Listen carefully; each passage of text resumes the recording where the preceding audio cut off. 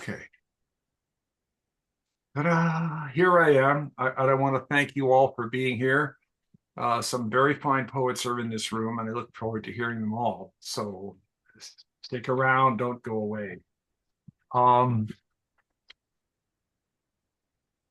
I'm going to jump right into a few things here. Some of these are my favorites from different times, and I timed it out pretty well. So if there's a little extra at the end, like you said, there might be, then I'll read something. But here we go. This poem didn't have a title for 2 or 3 years. Finally became titled Mother's Day. It's not an accurate title, but that's the title. So here we go. Mother's Day. Whose gentle hands reach out to receive the bodies that are brought in?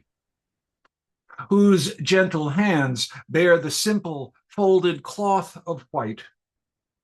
Whose gentle hands then wash the remains softly, sweetly, one last time, a blessing of ablution, and who, in silent reminiscence, feel a tear trickle now and again because of someone's hair or eyes being familiar, whose gentle hands then wrap the bodies, whose lips murmur, and who, in concert, bear up a corpse to then lay it gently out for view, its face set in profound sleep.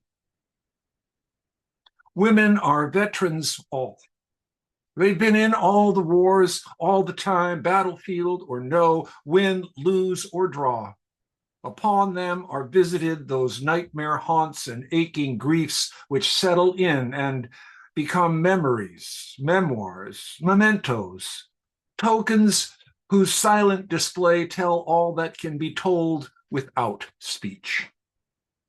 What do women mean to do for the dying and the dead? What do they all pray for? How do they carry it all as life goes on and living becomes something else, which becomes anything else besides what it was once upon a time? How do their eyes, searching, see this world after dressing wounds so deep, so red? How do their hands feel that which can no longer give feelings in return? Whose gentle hands, whose sighing wish may well be as nothing is, just as the care they take is when tending their own torn sorrows, or in sufferance, how such has at them, no matter how long or far time or their simple journeys may ever take them. Mother's Day. That was written in response to some news events from the Middle East, and it really doesn't matter where. Good. So this is an affirmation. Some people in here have heard this before, but it's okay. I like this piece. It came as a result of a conversation, and this was my response, which I never gave the person because I didn't have time. Here we go. Untitled. You are not broken. How could that be? How? Your soul, limitless, knows no bounds, cannot be harmed in any manner, taken from you, made a victim of shame. It is forever yours.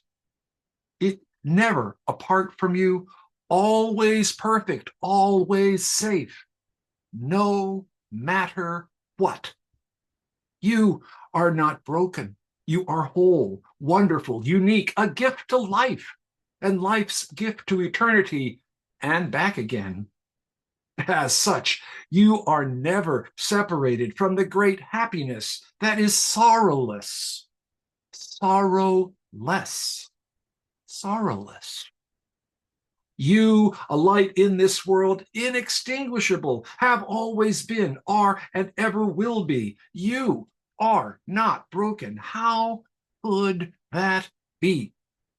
not broken by their words, not broken by their looks or faces, their claims or names, their ignorance, their dissonance or shaming, uncaring, cruelty. You are not broken. You are well, a wellspring. You are a voice, a song of the soul. You shine, you go, and you are not broken. In answer to a question, Now, when I first started thinking about doing this, Kim suggested something to do with winter and like that. So this poem has a title. It was written during the Bush Reign of Error, and that's implied somewhere in this. And it's a lyric piece, November Idle. My wife is in this poem. In September, the bright days sometimes come to surprise those who thought summer was done. For these few days are as warm and just as bright, belying painters who see winter's light. Oblique over the pond it catches to glow on myriads and soft breezes that blow. Some of the trees are now barren and spare, ready for the cold snap they etch the air. Slowly we walk and intimate confer, while startling ducks into the water. Displaced, discomfited, they settle with a quack or waggle of their tail. We laughed. Not our regulars, those ones there. Ours, knowing us, would just want to be fed or stare. If resting, when we passed them nearby, they'd stay quite still, but keep an open eye. Though they'd move if a dog or child made an approach either loud or wild. As neighbors, they know us, as do we they. We saw their ducklings and watched them go gray. But we walk slowly around our pond, the quiet kind of revel of which we're fond. Then a jack-o'-lantern left near the walk, moldering in decay, waylays our talk. We stopped, peered in to see it set there on leaves and brambles.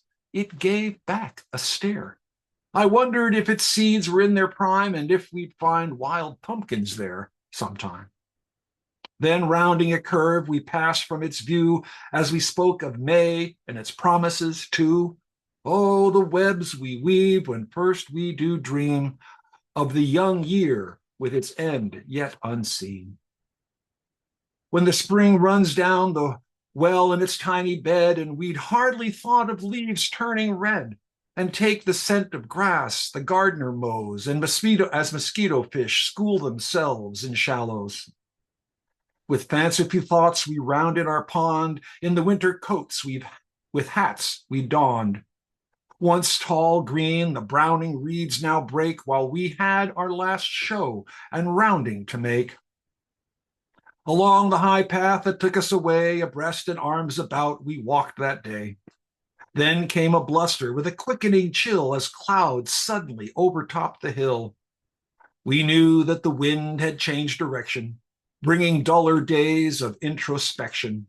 They'll be both briefer and colder as well, and bring us up short if we'd let their spell.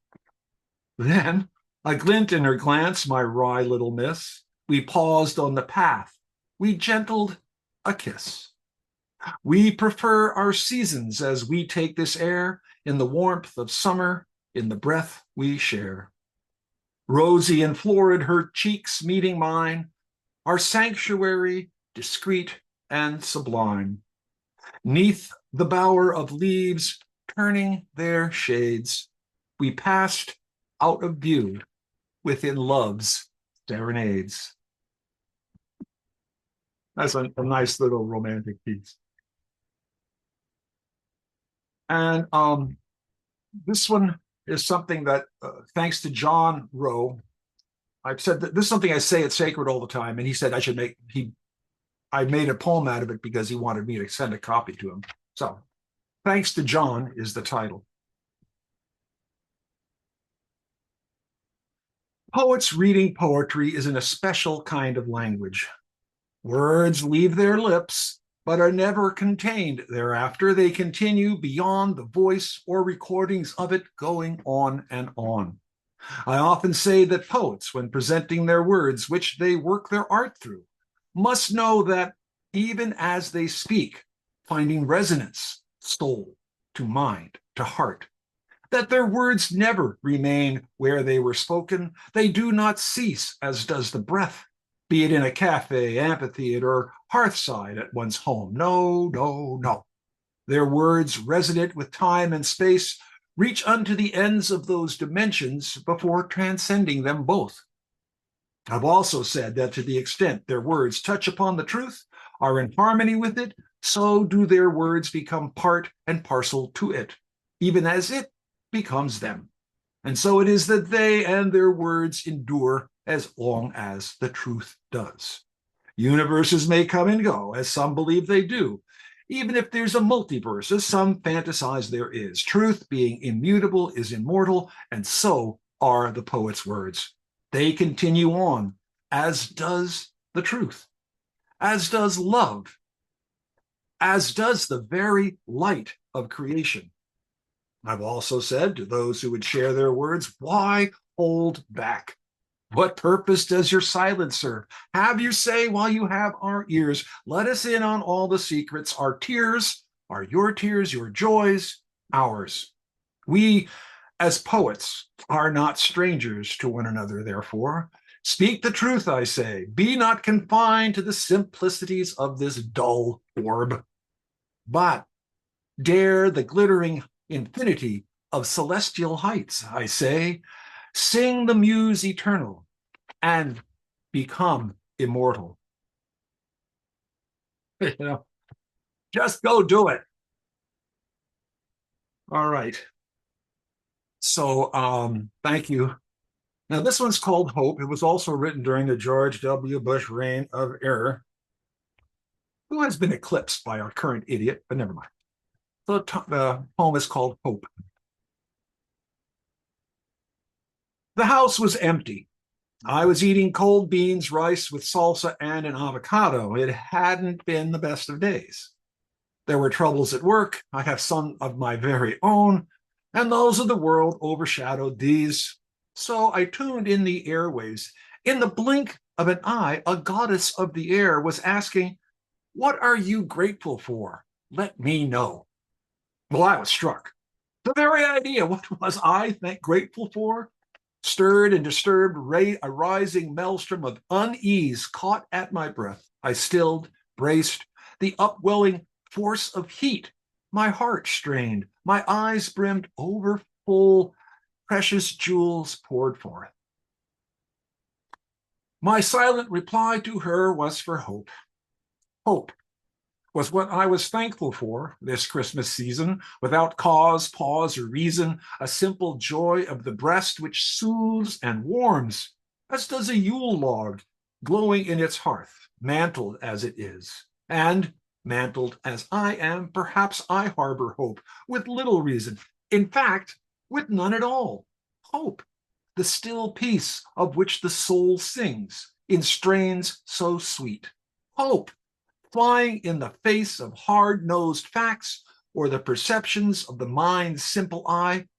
And it doesn't matter whether it's only you or I who harbor this delicious source. Even were that so, it would be all the more worthy a treasure, such a rare gift of heaven's breath. It illuminates the transcendent cause or rule. And hope is, as faith is, the substance of things hoped for, the evidence of things not seen. Faith is the bird that sings while dawn is still dark. And it is what I was thankful for, even though it seemed of no use, when there was no apparent path, no solution, answer, or resolution, when nothing provided surcease of my heartache. Hope needs no evidence. It is the evidence. Hope needs no cause. It is cause enough. Hope can provide where nothing else will, for it needs nothing, is nothing, takes nothing, even as it gives of itself away. It is as timely as your next wish, no farther away than your next breath. and intimate as each and every heart must be, hope, dear friends, hope is what I was grateful for. And that's what I would have told her if I could have gotten through on that lone, low, wintry day. So, Dan, thank you Dan, so much. appreciate it, Dan. Yeah. I agree with Kellyanne. You always bring some hope. So thank you to both of our features, Sam and Dan. Um, and let us commence with the open mic. Oh, and let's Wendy, stop recording. yes, Stop thank you for recording right now. reminding me. Oh yeah, Yeah. Thank do that you. first.